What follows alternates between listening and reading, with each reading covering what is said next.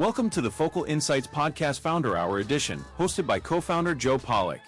Joe has been in the e-commerce industry for over 25 years. He grew and bootstrapped his own startup to a successful exit. Founder Hour episodes go behind the scenes to learn how some of the best e-commerce brands were founded, grown, and operated straight from the founders themselves. Founder Hour is brought to you by Focal Software, a new generation ERP and operation suite for e-commerce brands and third-party marketplace sellers. Focal was built with SMB brands and marketplace sellers in mind to help them grow profitably. Now let's welcome our host, Joe Pollock. Hello and welcome to the Focal eCommerce Insights Podcast, where we chat with e-commerce entrepreneurs about business, selling online, and how to overcome challenges for success. Joining us today is the founder of By Robert James Menswear, Robert James. Robert has degrees in textiles, clothing, and product development from Ohio State University and menswear design from the Fashion Institute of Technology FIT, or FIT. That's right.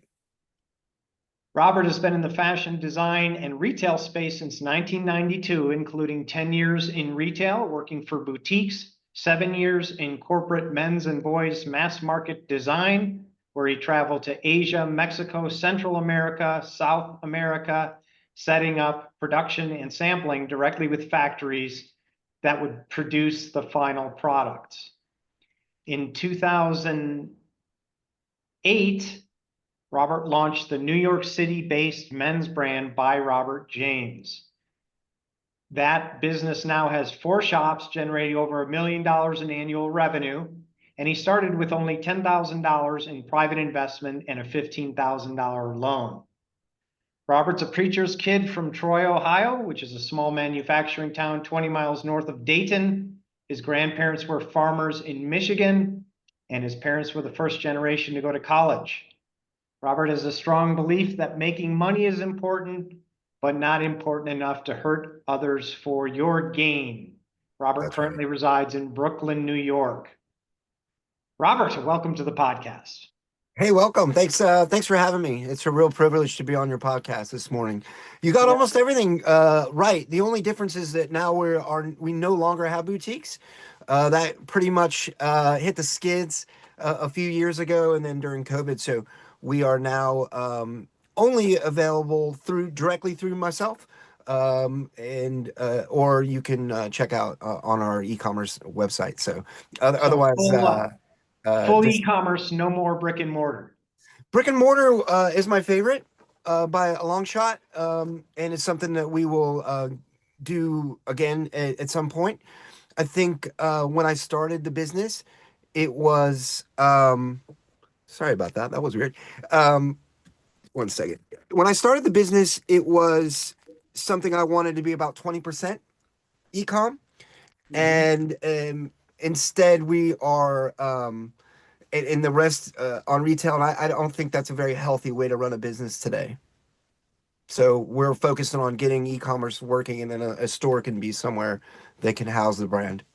Gotcha. Okay, well let's back up a little bit, because something in your intro bio there caught my attention. You're from the Midwest, right? Ohio. That's correct. And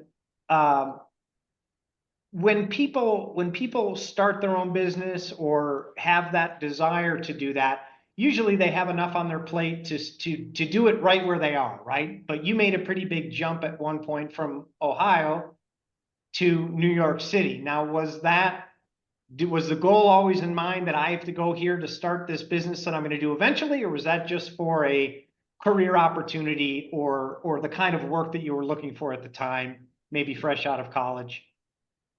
I got it. Now that's gonna work out. That's driving me nuts. I've got like a strobe going on over here. No, so I come from a small town. Then I went to university. Best years of my life, Ohio State is the absolute best. There's something amazing about being a medium-sized fish in a fairly small pond. You know, in Columbus, you know, this smile, I got to the front of the line. Knew all the levers. It was quite easy. But there's no real fashion business there. And the school that I was being trained was more like vocational. I was going to wind up being, a production guy or sort of this mass market limited or whatever. And that wasn't my ultimate plan for what I had in mind. I wanted to be a designer. I wanted to see my name on the tag, on the back of the tag. So um, the only way I could figure that that was really going to happen was to get to the best school that was available, and that's FIT. So I put some elbow grease into doing that. I would drive home and have my mom teach me how to sew. I began to learn how to screen print, which I did. I didn't just drop off the art somewhere. I contacted a place to let me print with them on the weekend. So I learned the process. I learned how to set up the camera. I learned the smell. I learned to pull it off and really delve deep into the making of things. But Columbus wasn't going to be a jumping off spot for that part of the business. I was going to need to learn tailoring, pattern making, and to do that, I needed to come to FIT. Yeah, and so it sounds like you knew early on that you wanted to have your own business, your own brand, and so you set out down that path knowing it would take a little bit of time to get there. That's right. I 100% set up what I was doing towards this goal. The first part of that goal being that at age 22, I decided I was going to become a designer and I was going to have my own store and own my own brand at the age 35. I gave myself that time because I saw it as there was a reverence to the game in a way. I knew it was going to be very difficult and I needed to learn a lot of stuff and put a lot of tools in my toolbox. So I set out to sort of um, tackle these problems in terms of like learning how to be a good retailer, learning how to sell suits in a crappy suits shop, learning how to uh, I worked in a punk shop. I worked in a shop with that was more tended to LGBTQ crowd, right? And sort of tried to give myself a well-rounded understanding of how things work. I worked in mass market. And So I always kind of had this goal since I was about 20 years old or something like that, really solidified at 22. Yeah, that's a big part of starting running businesses is having goals, short term, long term, and to have a goal at age 20 or 22 to that extends to 35. That's pretty impressive goal planning, a long term goal planning at an early age. I think when you have that kind of mindset, you're always building, you're never working for somebody exactly, you know? Mhm. I don't think that that means you throw in the towel and you don't do a great job because if you're going to be somebody that somebody's going to eventually invest in, you're going to need to be a star. Full stop. No one's going to invest in somebody because they were slouching off. And but you always can make decisions based on like this doesn't feel right for me. I'm not getting the right information or I'm hurting somebody or whatever. I'm going to move my cheese in this situation. Whereas later on, you don't have that choice. Once you've, you know, crossed that threshold into being an entrepreneur and put your name behind it, um, you can't just, you leave the keys on the counter and walk out. Then you took the leap and you're in the air at that point. I mean, you can turn back, but it's not as easy as you would think. Yeah, yeah. Mhm. Okay, so when you did finally start your business, it sounds like it was on track with your goals, but you did a couple points there. You started with sounds like a total of $25,000. Now, starting a business, if that's a service business, then that seems like a decent chunk of money to get started. But you're talking about a manufacturing component, so needing machines, materials. So talk about that challenge. How were you able to make that work? Were you selling immediately, or how did you get started with that amount of money when we all know cash is king just to keep the lights on, right? Well, you have to be creative, right? So when you're when you're an entrepreneur, You have to have a mindset of can always. You can never see obstacles, you can only see answers, right? You can only figure out how to, you can only see like, how can I best that, right? So what I invested the capital in was in the first collection of shirts, t-shirts, what have you, all of the setup costs, the LLC costs. Um, it costed quite a bit of money. I'm set up in New York State, so that's not great. But and then basically found a way to, to get a retail space and find a home for the space. We had When I got my loan, I was already open. I had already taken over a friend of mine's space. She was an amazing girl, also an FIT grad and a great friend of mine, and she had had a vintage store for years, and it was having a struggle. And I said, "Listen, I'll pay your rent, and I will just do a deal, a 1 year deal that was a management deal." And so I was able to come in, remove her stuff, clean up the space, put a new sticker on the door, clean up the things, take some of the merchandise that some of the girls left and sell it and use it and just, muscle my way in. And then finally the shirts came, t-shirts came, and we were in business.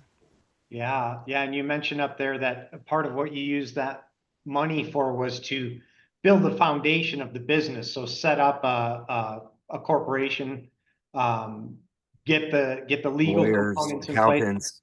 Yeah, what else? Because that's an important point. So you've got money that most people think that just goes 100% into making the product and selling the product, but you had other things. So what other challenges did you face early on that maybe you expected or didn't expect that just you have to Well, put well, energy into? That's not the fun stuff.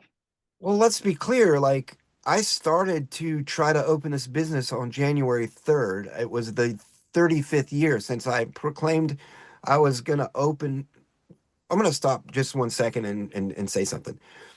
One of the greatest things you can do for yourself is publicly proclaim what you're going to do, because that makes you hold yourself accountable to that thing. So if you really want to do something, so I started telling my people I was a clothing designer. So what did I have to do? I had to make clothes. I had to learn how to screen print. I had to learn how to do whatever. This is another instance where I had said that I was going to open this brand in stores when I was 35 for so long that it was almost like I was a zombie towards that goal. January 3rd, I mean, shocked everybody. What are you doing? But I didn't get that store open until September, right? So that was 8 months on my writing the business plan, going to the college to help me get my financials together, um, doing all these other steps that had nothing to do with it. Mapping out the Lower East Side and doing a cluster, study to figure out, okay, which exact block do I believe is going to blossom, where I'm going to get the best deal for my money. Then identifying and finding that, there's a lot more to go in. Plan, and then work your plan. And that takes a lot of time, and it also takes money, and it takes working with people that you don't know, a realtor or a bank exec, your family member who may not really know what to do. Oh, he's got a good job. If I do that, besting all of those things that get you from step zero to step one. Yeah, so you had to get some help. You can't do it all on your own there. Like you said, you had to get some physical space and needed to get people that understand it and help you find the best spot. I don't think you necessarily need people to understand it. I think you need to move them emotionally to your cause. People don't understand it. I don't understand it, right? Like, we're to a certain degree, right? But and you need to take steps. You need to be able to articulate yourself that you have a plan. Don't get me wrong, but I think people will be moved by your passion as much as they'll be moved by the numbers, because the people that work with numbers know numbers are very fungible, right? We can make numbers tell any kind of story you want, especially when we have no background. Like I had nothing to point to you. So there people are going to take a flyer on you. So make sure when you present yourself and present your thing that, you know, you can say, hey, listen, I've been working on this since I was 22. I've been in Asia. I have seen this done. I know how to do this. These are the people that I'm going to contract to make this happen. And this is how I'm going to do it. And I know it's going to work because I'm very good at it. That's your Yeah. pitch. All right. Let's switch a little bit to e-commerce because you mentioned that's a big focus now. So how did you uh, you started in 2008. So e-commerce was not as big as it is now, obviously. It didn't have the massive influx of the COVID days. So when did you start moving towards selling online, and what were your thoughts on expanding your reach with that? I had a really good friend that was in the e-com space pretty early. And his company's called Avatar. And and another friend, and they started kind of pushing me to do that or do an app. And so I saw it more as an advertising tool than a purchasing platform, really, for a long time. So it was there to have another way to be like a card for the store, to set the image of the store.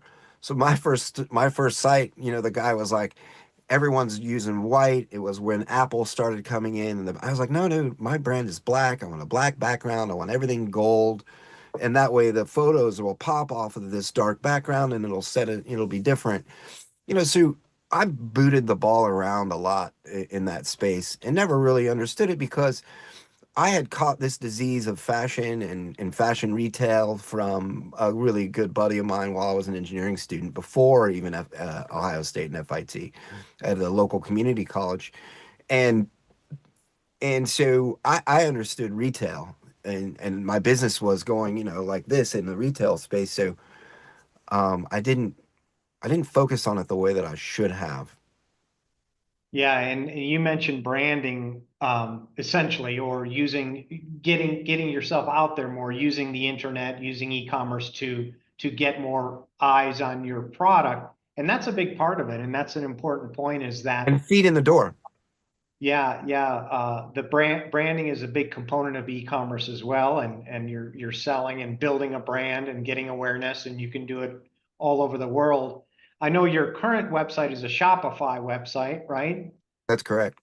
So, so you embraced that technology. Did you have any misses prior to that on your website, or were you We Shopify were from? locally hosted when it was the black and gold site, and then we went with another company before Shopify, um, out of Canada. Also, I am whiffing on the name of that company,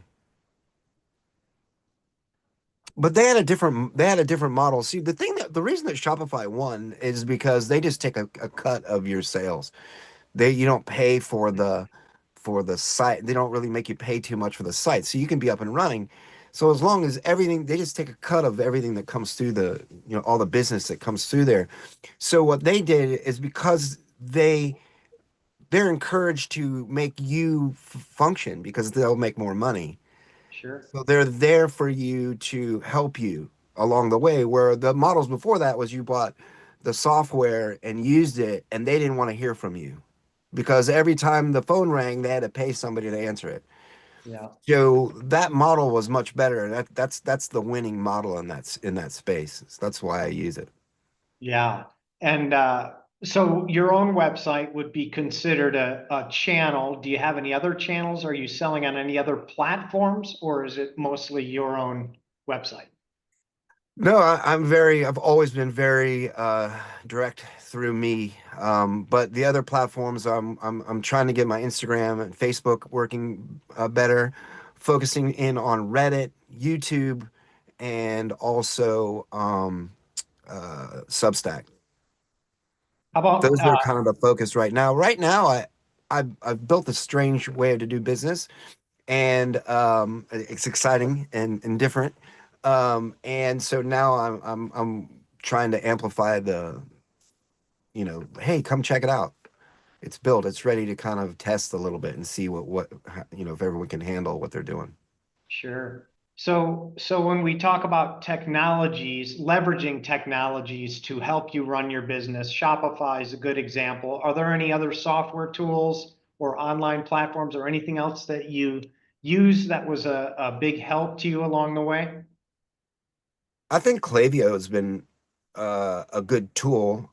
Um, I think I use it very bluntly, though. I think there's a lot more tech available on Klaviyo that I'm not able to function and deliver for my brand at this moment. But I think it's a good, it's also once again a company that's tailor made for that sort of size, smaller to mid-sized business that gives you some of the AI tools and some of the flows that a big company would also have. And if you can correctly set it all up, it is definitely a powerful tool. Yeah. What are you using to run your business in general, managing orders and customers and inventory and Shopify. Shopify? You're using that as a ERP solution, essentially. Yeah, because I'm doing mainly made to order, there's not a ton of inventory. It used to be what I would do is I would have, even if I say I had 10,000 in the bank, I had 300,000 in inventory over across three stores, So then at retail, that would be, $1 million or whatever the case may be, right? So now we're trying, but then you end up, it's hard to make all those numbers actually find real profit. So I'm trying to find profit in every garment Okay. and cut Uh, waste and improve customer customization and getting it right. yeah, there's a lot of work that goes into every order that you get. Yes, a lot, including making sure that the manufacturer understands the language that we're writing to, from the customer to the order to the cutter to the maker, that everybody along that pathway understands what the simple language is, and it's all, been reduced to letters and numbers. So Yeah. if you buy a, medium, large, small sleeve, small collar, short body, then that guy knows you bought a, 39 A, B, C, whatever case may be. And he just has to look at the numbers and can go over and make your exact product. It took a lot of time, and it's still something that is a part of the process that has to continually be upgraded and streamlined. Yeah, yeah. You mentioned another thing, AI, which is, kind of ubiquitous right now, and it's also going to be clearly going to be a big part of future technology and in the e-commerce space as well. E-commerce is growing very quickly. It's a six trillion dollar industry now, probably going to 8 trillion in the next couple of years. Do you have any plans or anything that you're going to do differently or get ready for the future of e-commerce selling, or are you kind of have your model and you're just building on increasing sales at this point? I think there's no doubt it would be impossible to improve this model and really compete on a larger scale without AI, because my competition will be doing it. And it seems to me that it would be something rife for the type of efficiencies that it could bring. But at the end of the day, translating that message to physical people is is a huge component in that. So there's a delimiting factor, unless I want to just produce product and sell it again on the other, have two things going at once. You can only Yeah, do so many custom perfect orders. yeah, yeah. And I have seen some AI built into apps with cameras for the clothing industry that can basically take a picture or analyze your body to do sizing. So there's an example of something that's probably already here, but will be very useful in the future. I think it's more about how you spread your message Mhm. and how you message your message. I think AI is very good at saying, okay, here, like Perplexity, for example, like here's who I want to, speak to, build me a program that functions in that way, and what's the language, so that every touch point that a customer has with your brand is written properly, and it enhances whatever the focus of your brand is. And I think that's something that we humans only have so many hours in the day, and we can have an idea, but executing that across all of the different, I mentioned YouTube and Facebook and, and all these different things, having that united message, I think is somewhere where AI will definitely, if you can get with a firm that understands that and can use AI while you're sleeping to unify that message across all those portholes, you're going to have a much better opportunity of having your message resonate. They say it takes what, like 4 to 7 times of your message hitting somebody to get an action. So, I found that to be true when my last year of retail and e-com integration, we spent a lot of time hitting different markets and having very regimented schedules of when we were going to advertise. People on the one hand complained, like, how come I get these? Can you ease up on the emails or this kind of, and everywhere I go? But sales grew. So, being able to Yeah, do that without annoying people and having them that touch just right is really important. that's a good point. Marketing is so important to have consistency in your message and a frequency, but you can never make everyone happy. It's either too much communication or not enough communication. But if But your I think sales that's where are, AI comes in because they can segment better than we can, right? So yeah, that this is what we're going to be able to do is tune our message. Like Steve only likes the sale rack. I'm not going to tell him. Barry Barry only likes to buy the new stuff. He's not interested in the sale rack. So by telling him that, it just devalues my product line. Having somebody understand that data and be able to deliver a message, I think is really key. yeah, and you hit on a good point too there that all this technology, different software options, their sole purpose is to you leverage them to free up more of your time for those things that they can do so that you can focus on the things that you do best or that you love the most about your business and put that time where you prefer. Yeah, sure. I mean, I love it all. Um, I like to compete in all these different vocations. I love this vocation right here. I think speaking about what you do is really important and inspiring. Young entrepreneurs and young people, and older people too, is really important. I think that what I'm learning through. I'm also have a podcast called Olding the Strong, Strongman, and what I'm finding when I speak with other entrepreneurs, other creatives, is that we have this extra inner power and strength, and tapping into that and being around that, I think is really, really important and rewarding. Yeah, that's the best way to learn from other people's experiences, good and bad. They're good learning experience. So on that topic, what do you not e-commerce specifically, more on the business side, entrepreneurial side, what tips do you have for anyone that's thinking of getting into business for themselves? E-commerce is definitely making it easier for people to do that because we can eliminate the Is it really? the physical nature of a lot of businesses. So I what don't think it's making it easier at all. no? What way would more competition make something easier? Well, if you have an idea to start a business, I guess the easier But part. you're coming into a stream that's filled with other everyone else being able to do that. You're Because the bar of entry is lowered, you have lots of if you have a stream, let's say, right, and at the very top you have Nike and you have all your top brands, right, that are functioning, they're financed, they have the finest minds, and then you have down mid tier, you have and now you have all these. You're in a stream of tons of little wannabe brands and tons of little of people. So there is a new layer that you have to break above that noise in order to get your product, your service, because of the ease of entrance into Yeah. that space. So my advice would be to you to really look at yourself and know whether or not you really are an entrepreneur. Are you able to function when things are impossible?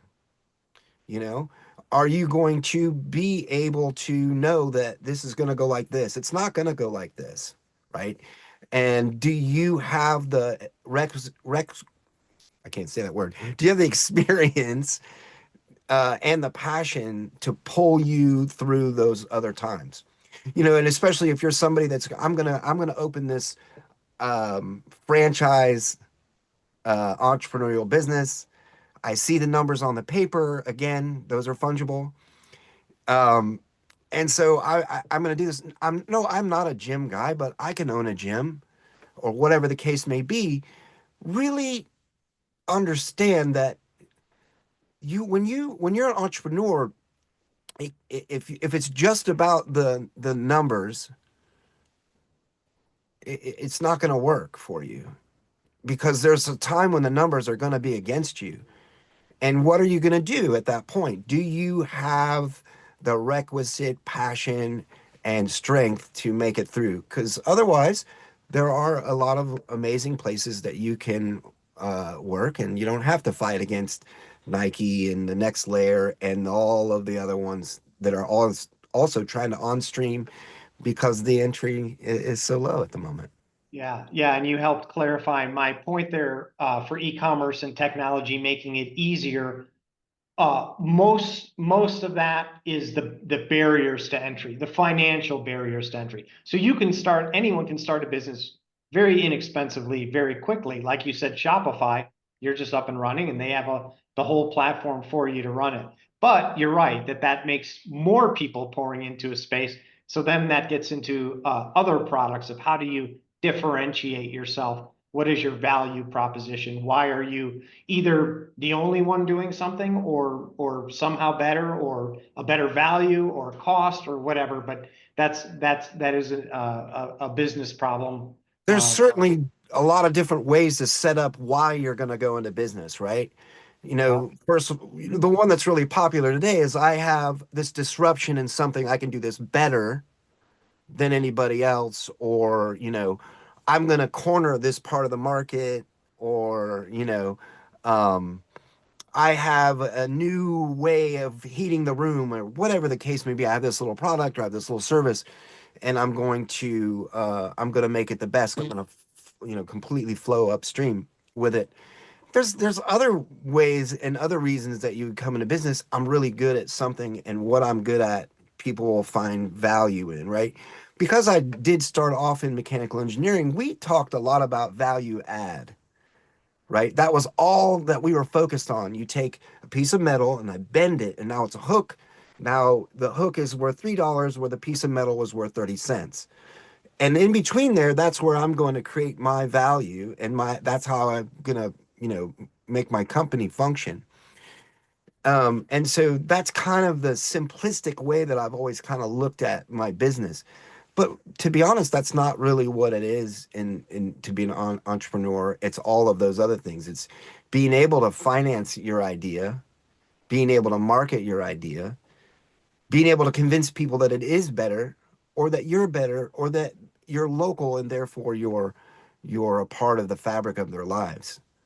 yeah, and you touched on a few that are pretty universal to anything. Believe in yourself, believe in your product, stand by your product, and be resilient. Because, like you said, it's not just going to be easy and fun all the time.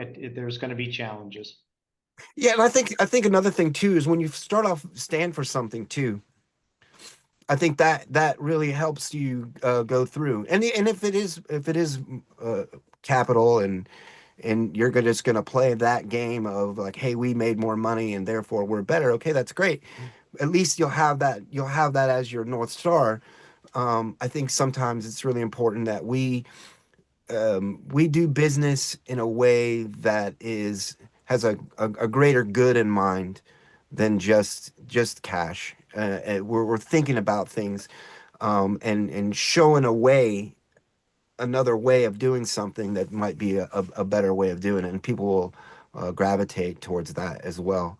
Um, Yeah, and I know that your products, you have a very strong belief in the in quality and craftsmanship. So as we kind of wind down this podcast, why don't you talk a little bit about that? Because I think that I think your products also speak for what you say. The products themselves, I've seen many of them, and they're very nice stuff. So talk a little bit about that and how people can find it and find you, and what else you're up to. so my products, the brand is by Robert James. Simple, honest, handsome clothing for men. We are made right now, batch made in New York City. We've been made in New York City since the beginning. When I started off, the funniest thing, the first time that I made my stuff, my shirts were made in Newark. And the first time I picked them up, I rode my bicycle to the train, picked them up, put 50 shirts on one side of the handlebars and 50 shirts on the other side, rode back to the train, back to the city from the financial district where the World Trade Center is to the Lower East Side with, like 80 to 100 shirts on my bicycle um, handlebars. So we were always kind of locally made. We were promoting that, and the reason is because I had been, like we mentioned in the bio, I had traveled the world, Thailand, China, Shanghai, Central America, South America, Mexico, and been in a lot of factories. And what I saw was beautiful and also kind of disturbing at the same time. And so when it came time to put my label on something, I wanted to make sure that I knew that the hands that made that made those products were paid appropriately, and that everything was, clean in that way. It also just made sense too, because at that time in 2008, it was very expensive to get your samples back and forth to Asia. So rather than getting ate up on my sampling costs, I put them directly into local manufacturing and put some money in their pocket and started those relationships. And that was where we've always kind of kept that business. Um, I, I, I do believe that we should be focusing more on having our products come local. Um, I don't think that that's the only way that products should get to shelves in this world. I think that we are Earthlings and not just Americans also. So we have to protect and pay the cost of our shipping and our global commerce, if you will. Right now, when you buy a $4 t-shirts, no one's paying for the oil of that tanker that brought the material from one place to another in that product, and then we flew it to your shelves, and you have it for $4. So where are those other costs being paid?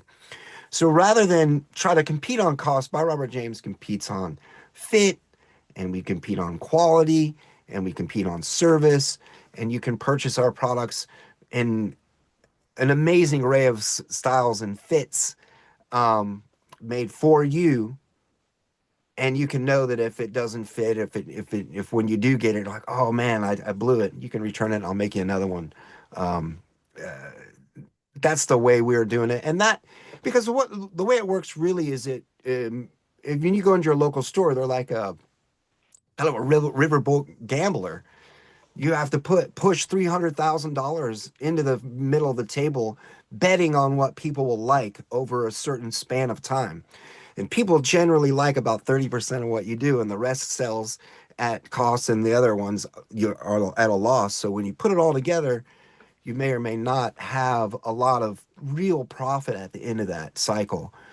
I have decided instead, and what we did very well was we said, if you come to our stores and you purchase our product, we're going to fit it for you for free. Shorten your sleeve just right. The body, take it in so that it would fit.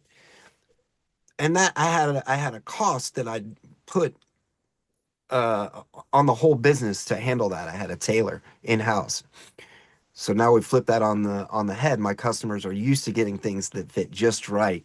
So we make it for them fit just right from the beginning rather than try to fix it on the back end. And it's been going very well. It's a process that took some time, and something I'm very proud of, and something that grows in a really interesting way. People buy one to test it out, and then they buy five, six, seven. So it begins to grow, because I can tell you, when you get something that's made in America with Japanese or American goods, or goods that are very, very, this is a really thick, heavy flannel, and it fits just right. The sleeves are the right length, the body's the right length. It feel you when you put on that one that you got from for $12 from Zara or whatever. There's these two things are not the same anymore, and Yeah. that's kind of what we've been doing, and we're also doing more in real custom as well. Yeah, there is a big difference in that custom, both the fabrics and the craftsmanship.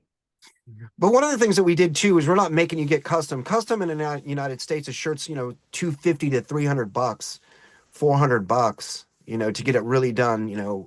So we're doing something where we're still doing it batch made. So I give the factory a small amount, all cut together. Um, the cutter likes to cut them separate, so you even almost really get a custom made shirt sometimes.